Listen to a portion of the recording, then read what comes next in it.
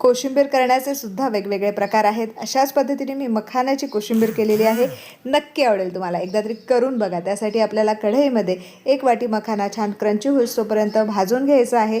Crunchy झाल्यानंतर गॅसची flame बंद करून हे छानपैकी थंड करून घ्यायचं आहे। अतिशय मस्त आणि साधी सोपी रेसिपी आहे, एकदा तरी करून बघा। त्यासाठी आपल्याला दह्यामध्ये साखर घालून घ्यायची आहे, मीठ घालून घ्यायचं आहे, जिरा पावडर घालून घ्यायची आहे।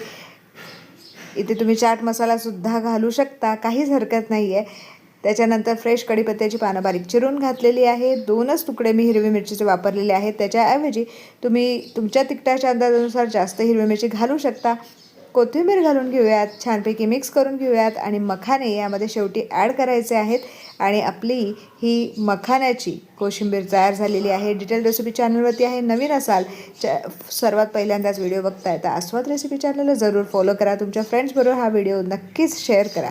Thank you for watching my video. परत एकदा भेटूयात अशीच एक छान आणि मस्त रेसिपी घेऊन।